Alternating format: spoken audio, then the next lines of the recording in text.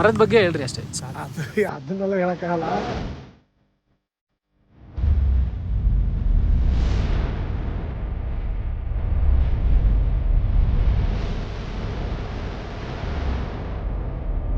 ಮರದ್ದೇನೋ ಇತಿಹಾಸ ಹೇಳ್ತಾರಲ್ಲ. ಮರದ್ದು ಇತಿಹಾಸ ಇದೆ, ಮರದ ಹೆಸರು ಯಾರಿಗೂ ಗೊತ್ತಿಲ್ಲ. ಅದು ಆ ಮರದ ಹೆಸರು ಹೇಳಿದ್ರೆ ಅವ್ರಿಗೇನೋ ಸಾವಾಗುತ್ತೆ ಅಂತ ಯಾರು ಹೇಳೋದಿಲ್ಲ. ಮರದ ಹೆಸರೇ ಗೊತ್ತಿಲ್ಲ ಯಾರಿಗೂ.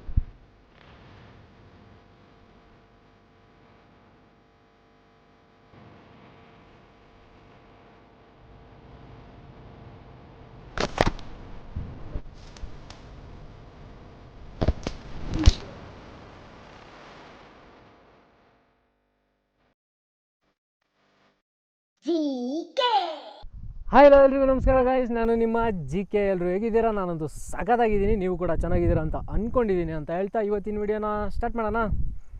ಬರ್ರಿ, ತಿರ್ಗಾ ಮತ್ತೆ ಎಲ್ಲಿಗೆ ಬಂದಿದ್ದಾರೆ ಅಂತ ಯೋಚನೆ ಮಾಡ್ತಾಯಿದ್ದೀರಾ ಗಾಯ್ಸ್? ನಾನು ಬಂದಿರೋದು ನಮ್ಮ ಶಿವಮೊಗ್ಗ ಜಿಲ್ಲೆ ಭದ್ರಾವತಿ ತಾಲೂಕಿನ ಕೈಮರ ಮತ್ತು ಹನುಮಂತಾಪುರ ಹತ್ರ ಇರೋ ತಿಮ್ಮಪ್ಪನ ಮಟ್ಟಿ. ಗಾಯ್ಸ್, ಈ ನಮ್ಮ ತಿಮ್ಮಪ್ಪನ ಮಟ್ಟಿಯಲ್ಲಿ ಅಂಥದ್ದೇನು ಸ್ಪೆಷಲ್ ಇದೆ ಅಂತ ಯೋಚನೆ ಮಾಡ್ತಾಯಿದ್ದೀರಾ? ಆ ಸ್ಪೆಷಲ್ ಏನಂತ ಅಂದರೆ ಈ ಮರ. ಯಾಕೆ ಈ ಮರ ಅಂತ ಯೋಚನೆ ಮಾಡ್ತಾ ಇದ್ದೀರಾ? ಯಾಕಂತ ಅಂದರೆ ಈ ಮರದ ಜಾತಿ ಹೆಸರು ಬಂದು ಯಾರಿಗೂ ಗೊತ್ತೇ ಇಲ್ಲ ಗೈಸ್. ಅದಕ್ಕೋಸ್ಕರ ಇದೇ ಇಲ್ಲಿನ ಸ್ಪೆಷಲು. ಇನ್ನೊಂದು ಸಲ ಮರನ ತೋರಿಸ್ತೀನಿ, ನೋಡ್ಕೊಂಬಿಡ್ರಿ. ನಿಮಗೇನಾದರೂ ಗೊತ್ತಿದ್ರೆ ಈ ಮರ ಯಾವುದು ಅಂತ ಕಮೆಂಟ್ ಮಾಡಿ.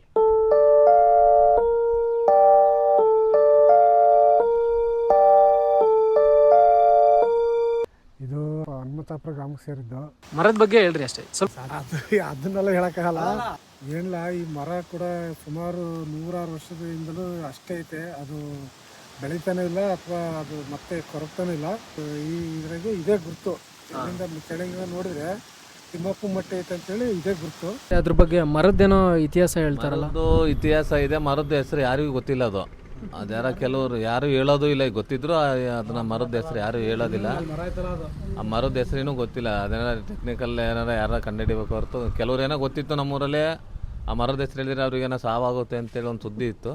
ಹಂಗಾಗಿ ಅದಕ್ಕೆ ಯಾರು ಹೇಳೋದಿಲ್ಲ, ಮರದ ಹೆಸರೇ ಗೊತ್ತಿಲ್ಲ ಯಾರಿಗೂ. ಗೈಸ್, ಇನ್ನೊಂದು, ಈ ಮರದ ಇತಿಹಾಸ ಬಂದು ಗೊತ್ತಿರೋದು ಒಬ್ಬರಿಗೆ. ಯಾರಿಗಪ್ಪ ಅಂದರೆ ಈ ದೇವರಿಗೆ ಯಾರು ನಡ್ಕೊತಾರೆ ನೋಡಿ, ಭಕ್ತರು ಮನೆಯವರು ಇರ್ತಾರಲ್ಲ, ಅವರ ಹಿರಿ ತಲೆಗೆ ಗೊತ್ತಿರೋದಂತೆ. ಅವ್ರು ಯಾವಾಗ ಡೆತ್ ಆಗೋ ಟೈಮಲ್ಲಿ ಅವರ ಮಕ್ಕಳಿಗೆ ಕಿವಿಯಲ್ಲಿ ಹೇಳ್ಬಿಟ್ಟು ಸೀಕ್ರೆಟಾಗಿ ಅವ್ರು ಡೆತ್ ಆಗ್ತಾರಂತೆ.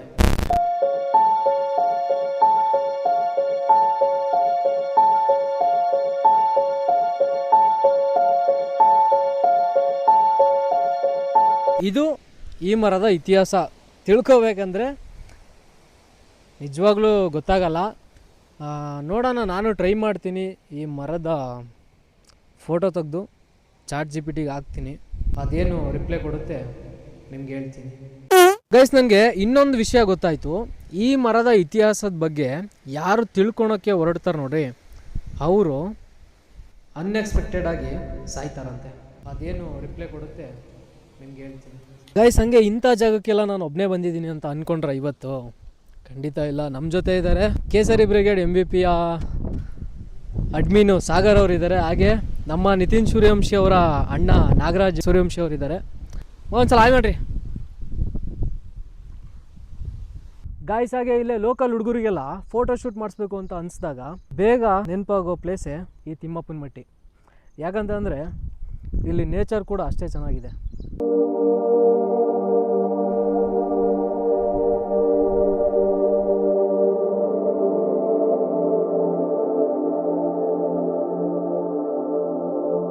ಬೇರೆ ಬೇರೆ ಇನ್ಫಾರ್ಮೇಷನ್ನ ಕೊಡ್ತಾ ಹೋಗ್ತೀನಿ. ನೀವೇನಾದರೂ ನನ್ನ ಹೊಸ ವಿವರ ಆಗಿದ್ದರೆ ಈ ಕೂಡಲೇ ನನ್ನ ಚಾನಲ್ನ ಸಬ್ಸ್ಕ್ರೈಬ್ ಮಾಡ್ಕೊಳ್ಳಿ. ಹಾಗೆ ನನ್ನ ಇನ್ಸ್ಟಾಗ್ರಾಮ್ ಐಡಿನ ಫಾಲೋ ಮಾಡ್ಕೊಳ್ಳಿ ಅಂತ ಹೇಳ್ತಾ ಬರ್ರಿ. ಇನ್ನು ಬೇರೆ ಅಲ್ಲೆಲ್ಲೋ ಕರ್ಕೊಂಡು ಹೋಗ್ತವ್ರೆ, ಏನೋ ಅಲ್ಲೇನೋ ಟ್ರಕ್ಕಿಂಗ್ ಮಾಡ್ಬೋದಂತೆ. ಹೋಗೋಣ ಬನ್ನಿ. ಕರ್ಕೊಂಡು ಹೋಗ್ತಾರೆ ಅಣ್ಣವರು. ಚೆನ್ನಾಗಿದೆ ಗೈಸ್, ಒಳ್ಳೆ. ನೀವೆಲ್ಲ ಚಿಕ್ಕವರಿದ್ದ ಒಳ್ಳೆ ಎಕ್ಸ್ಪೀರಿಯೆನ್ಸ್ ಮಾಡಿದ್ದೀರಾ ಇಲ್ಲೆಲ್ಲ? ಪೂರ್ತಿ ವೀಕೆಂಡಲ್ಲಿ ಇಲ್ಲೇ ಕಳೀತಾ ಇದ್ದೀವಿ ನಾವು. ಯಾರ ಜೊತೆ? ಯಾರ ಜೊತೆ? ನಾವೇ ಫ್ರೆಂಡ್ಸ್ ಅಷ್ಟೇ. ಇಲ್ಲಿಂದ ನಮ್ಮೂರು ಕೂಡ ಕಾಣಿಸುತ್ತೆ, ಶಿವಮೊಗ್ಗ ಎಲ್ಲ ಸರೌಂಡಿಂಗ್ ಎಲ್ಲ ಊರುಗಳು ಕಾಣಿಸುತ್ತೆ ಇಲ್ಲಿ. ಒಟ್ಟು ಪ್ಲೇಸ್ ಮಾತ್ರ ಸೈಕಾಗೈತೆ. ನೋಡಲಿಲ್ಲ ಕಣೋ, ವಾಪಸ್ ಬರಬೇಕು.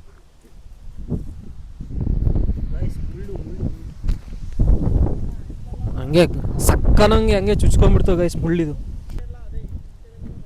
ಹೌದಾ ಗೈಸ್ ನೋಡ್ರಿ, ಮುಂಚೆ ಎಲ್ಲ ಈ ಮಟ್ಟಿಗೆ ಹತ್ಬೇಕಂದ್ರೆ ಇಲ್ಲಿಂದ ಬರ್ತಿದ್ರಂತೆ.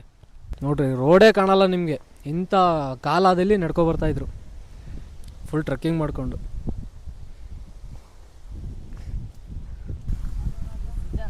ಸೃಜನ್, ಉಮೇಶ್ ಅವರಿಬ್ರು ಇದೆಯಲ್ಲ ಇವಾಗ ಇಲ್ಲಿಗೆ ಬ್ಲಾಕ್ ಆಗಿದೆ ಇದು. ಈ ಕಡೆಯಿಂದ ಗೊತ್ತಾಗಲ್ಲ ಇವಾಗ ಹೋಗ್ಲಿಕ್ಕೆ. ಅಂದರೆ ಮುಂಚೆ ಇಲ್ಲೇ ಬರ್ತಿದ್ರಿ. ದೇವರು ಪೂರ್ತಿ ಅಟ್ಟು ಇದನ್ನ ತಗೊಂಡ್ಬರ್ತಿದ್ದಿಲ್ಲ, ಪಲ್ಲಕ್ಕಿ ಎಲ್ಲ. ಅಂದ್ರೆ ದೇವರ ಏನ್ ವಿಗ್ರಹ ಶಿಲ್ಪಿ ಮಾತ್ರ ಇದೆಯೋ, ವಿಗ್ರಹ ಅದನ್ನ ಮಾತ್ರ ಕೈಯಲ್ಲಿ ಇಟ್ಕೊಂಡು ಬರ್ತಾ ಇದ್ದೆ. ಇದು ಗಂಟು ಎಲ್ಲ ಅದೆಲ್ಲ ಇದ್ರಲ್ಲಿ ತಗೊಂಡ್ಬರ್ತಿದ್ವಿ. ಅವಾಗ ಫುಲ್ಲು ಜೋಶ್ ಅಲ್ಲ ಅವಾಗ. ತಲೆ ಮೇಲೆಲ್ಲ ಇಟ್ಕೊಂಡು ಬರ್ತಾ ಇದ್ವಿ. ಅವಾಗ ಕಾಂಪಿಟೇಷನ್ ಯಾರು ಮೊದಲು ಹತ್ತಿದ್ದಾರೆ. ಇವಾಗ ಟ್ರ್ಯಾಕ್ಟರಲ್ಲಿ ಸೀದಾ ಹತ್ಬಿಡುತ್ತೆ. ಅದು ವಿಟ್ಲಾಪುರದ ಕೆರೆ. ಅದು ಒಳ್ಳೆ ಟೈಮಿಗೆ ಬಂದೀವಿ. ಮಳೆ ಗಿಳೆ ಬಂದಿದ್ರೆ ಮಳೆ ಬಂದರೆ ಬೈಕೇ ಹತ್ತೋದಿಲ್ಲ. ಬೈಕು ಹತ್ತೋದೇ ಇಲ್ಲಿ ಸುಮ್ಮನೆ ಬಂದಿದ್ದೇವೆ, ಎಷ್ಟಾಗೋದು ಏನೋ ಕಾಣಿಸ್ತಾನೂ ಇರಲಿಲ್ಲ. ಚಿರತೆನಾ ಗೈಸ್ ಇವನು ಯಾಕೆ ಎದುರಿಸ್ತವನೆ ಅಂದರೆ ಮುಂಚೆಯಿಂದ ಕರಡಿ ಐತೆ ಅಂತ ಗೊತ್ತು, ಚಿರತೆ ಅಂದ್ರಲ್ಲ ಅದಕ್ಕೆ ಗಾಬರಿ ಆಯಿತು.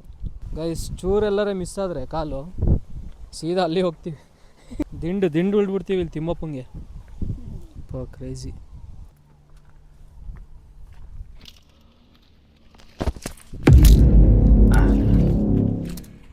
ಇಲ್ಲಿ ಯಾರೋ ಕೆತ್ತಿಯಾರಲ್ಲ, ಏನೋ ಕೆತ್ತೀರ. I love you, you love me. ಶಿಲ್ಪಿ ನೋಡಿ ಫ್ರೆಂಡ್ಸ್, ಎಂತೆಂಥ ಕಲೆಗಾರ ಇರ್ತಾರೆ, ಭಗ್ನ ಪ್ರೇಮಿಗಳು ಯಾರಿರ್ಬೋದು. ಇವನೇನೋ ಕೆರಿತಾವನೀಗ.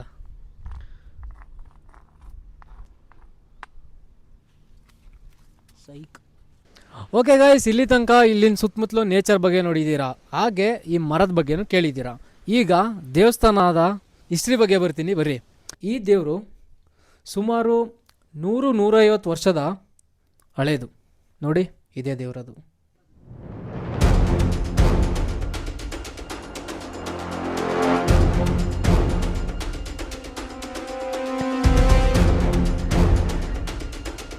ಭಾಳ ವರ್ಷದ್ದು ದೇವಸ್ಥಾನ ಅದು. ಪುರಾತನ ಕಾಲದ ದೇವಸ್ಥಾನ ಅದು. ಅಲ್ಲೇ ಕಾಡು ಬೆಳೆದಿತ್ತು, ಆ ಕಾಡಲ್ಲೇ ಅವಾಗಲೇ ದೇವಸ್ಥಾನ ಕಟ್ಟಿದ್ದಾರೆ. ಈಗ ದೇವಸ್ಥಾನ ಜೀರ್ಣೋದ್ಧಾರ ಮಾಡಬೇಕು. ಅದು ನಮ್ಮ ಗ್ರಾಮದ ಕಮಿಟಿ ಇದರಲ್ಲಿದೆ.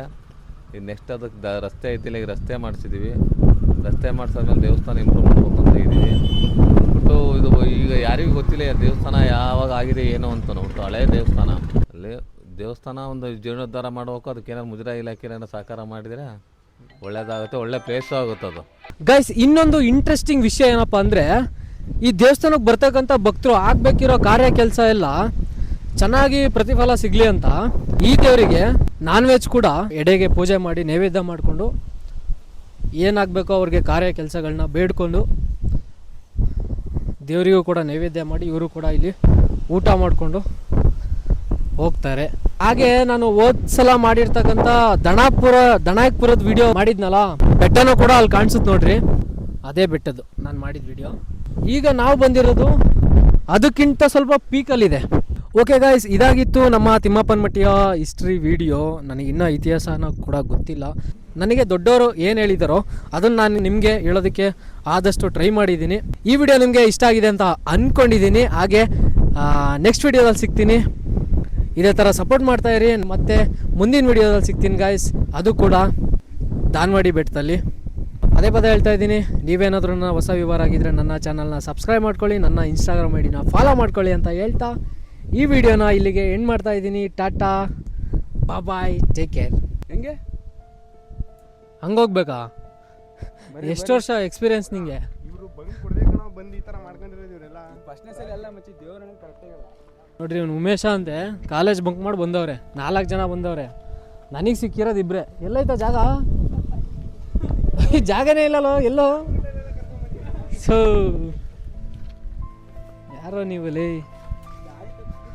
ಅಲ್ಲ, ಅಕಸ್ಮಾತ್ ನಾನು ಒಬ್ಬನೇ ಬಂದಿದ್ರೆ ಏನು ಮಾಡೋಗಿತ್ತು? ಒಬ್ಬನೇ ಬರ್ತಿದ್ದೆ, ಯಾರೂ ಇಲ್ಲ ಅಂದರೆ. ಕ್ರೇಜಿ ಮಾತ್ರ. ನಮ್ಮೂರು ನೋಡ್ರಿ ಹೆಂಗೆ ಕಾಣಿಸ್ತೈತೆ.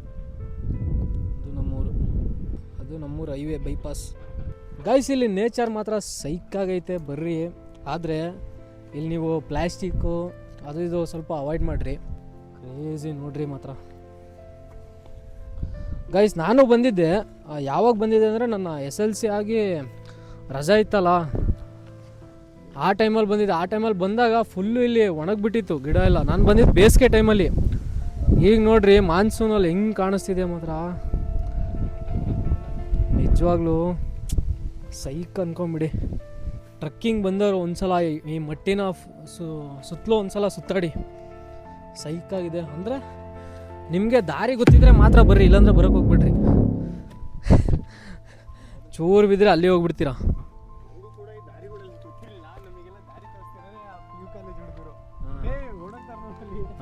ಅವರೇ ತೋರಿಸ್ತೀರ ನಮಗೆಲ್ಲ ಬಂಕರ್ಸ್ ಗೈಸ್. ಅವ್ರಿಗೆಲ್ಲ ಆಲ್ರೆಡಿ ತುಂಬ ವರ್ಷದ ಎಕ್ಸ್ಪೀರಿಯೆನ್ಸ್ ಇದೆ ನೋಡ್ರಿ. ಇಲ್ಲಿ ಸ್ಕೂಲು ಕಾಲೇಜೆಲ್ಲ ಬಂಕ್ ಮಾಡಿ ಮಾಡಿ ಮಾಡಿ ಇಲ್ಲಿ ಬಂದವ್ರೆ.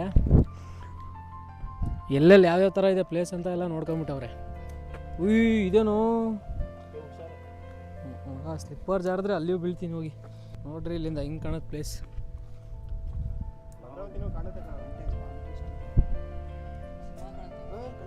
ಗೈಸ್ ಇದು ನೋಡ್ರಿ ಕಪ್ಪೆ ಹೆಂಗಿದೆ. ಹೌದಾ ಪಾಯ್ಸನಾ ಏನಾರು ಹೇಳ್ರಿ.